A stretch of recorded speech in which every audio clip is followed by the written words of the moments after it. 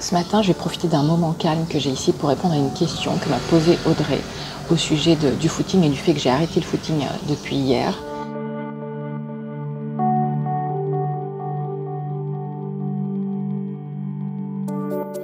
Elle me dit, mais Anne-Claire, comment tu peux savoir si c'est ton auto-saboteur ou pas qui t'a fait prendre cette décision? Et c'est vraiment une question extrêmement intelligente et extrêmement intéressante.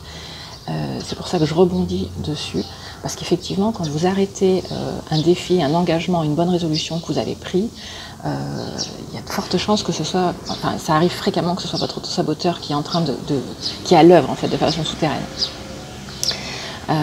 Et pour ça, pour pouvoir faire la distinction, c'est nécessaire d'aller vous rappeler de la raison pour laquelle vous avez pris ces engagements. Qu'est-ce qui vous a motivé à prendre cet engagement? Quelle était la bonne intention qui était derrière?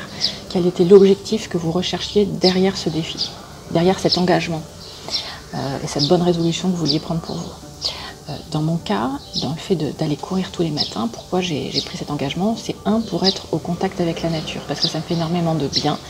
Et du coup, j'ai plutôt tendance à être devant mon ordinateur pour travailler, et du coup, je sais que je ne respecte pas mes besoins quand je fais ça. C'est-à-dire j'ai besoin d'être au contact avec la nature tous les jours, d'être au calme, parce que c'est apaisant et ressourçant. Donc ça, c'était l'objectif numéro 1. L'objectif numéro 2, évidemment, c'était de faire du sport tous les jours, et parce que ça me fait du bien. Voilà. Donc il y a quelques temps, je faisais un peu de renforcement musculaire et j'allais nager, ce qui faisait beaucoup de bien à mon corps, même si c'était pas du cardio. À la fin du défi, j'ai arrêté, puis ça commence à être l'hiver, il fait vraiment très froid, l'eau est vraiment très froide. Il faudrait une combinaison en fait. Et donc du coup, j'ai remplacé par du footing parce que le footing c'est bon pour moi, ça me fait du bien. Quand je reviens du footing, je me sens bien. Donc voilà, c'est une bonne habitude qui avait ces deux avantages-là. Être au contact avec la nature, ce qui était apaisant et ressourçant. Et deux, faire du sport, ce qui apaise mon corps, lui fait du bien, le désintoxifie, etc. Ici, à Chiang Mai, si je continue à courir, en Thaïlande en règle générale en ville, je ne suis pas du tout en contact avec la nature, il y a très peu de nature ici. C'est le béton, c'est la pollution, les voitures, le bruit, etc. Donc on est aux antipodes de mon objectif numéro 1. Et deuxièmement, ça ne fait pas du bien à mon corps parce que je me prends plein de pollution, c'est très toxique. Et du coup, ma gorge commence déjà à donner des signaux, vous voyez. C'est pas du tout un mal de gorge habituel, je connais pas ce mal de gorge là, il est inhabituel, je sens bien, c'est ma gorge au fond, elle est tapissée elle brûle, elle est tapissée de particules de pollution, je pense, hein. Donc du coup, mon corps est en train de me dire attention, là c'est pas bon pour toi. Et quand je reviens du footing, je me sens pas bien comme je me sens d'habitude, vous voyez, je me sens c'est pas sain, je sens bien que c'est pas sain. Alors effectivement, en arrêtant le footing et en venant ici prendre un moment de calme, je suis davantage au contact avec la nature parce qu'ici j'ai trouvé un petit endroit tranquille, un peu reposant, avec un peu de verdure, je vais vous montrer. On aperçoit ici quelques bananiers, voilà. C'est la plus grande verdure que j'ai pu trouver dans le coin. Et c'est reposant, vous avez vu peut-être le jardin sur mon autre vidéo quand on arrive ici à l'école. C'est l'endroit le plus reposant et le plus calme que j'ai trouvé depuis que je suis arrivée en Thaïlande. Et donc ça répond à mon besoin numéro 1. Il y a du calme, ça répond à mon besoin, c'est très important. J'ai beaucoup besoin de calme pour me poser, pour calmer le mental, voilà. Donc ça me fait du bien. Et quand je suis ici, après je me sens bien. Donc ça c'est un bon critère, c'est-à-dire je me sens apaisée, je me sens alignée avec moi-même. Par contre, effectivement, ça répond pas aux besoins de sport, je fais plus de cardio. Bon.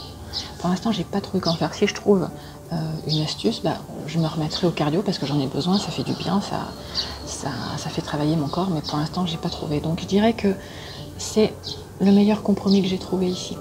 Ensuite, le deuxième critère pour savoir si c'est votre auto-saboteur ou pas qui vous fait prendre les décisions, c'est comment vous allez vous sentir pas dans l'instant présent, parce que quand on arrête un engagement, parce que c'est notre auto-saboteur qui parle, souvent on est soulagé parce que ça crée une tension en fait à l'intérieur de nous de tenir cet engagement même s'il était bon pour nous.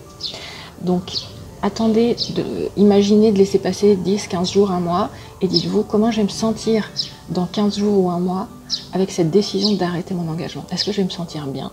Est-ce que je m'honore? Est-ce que je me respecte en faisant ça? Est-ce que je prends une décision qui est sage pour moi? Ou est-ce que c'est juste un plaisir immédiat qui vise à sortir de l'inconfort?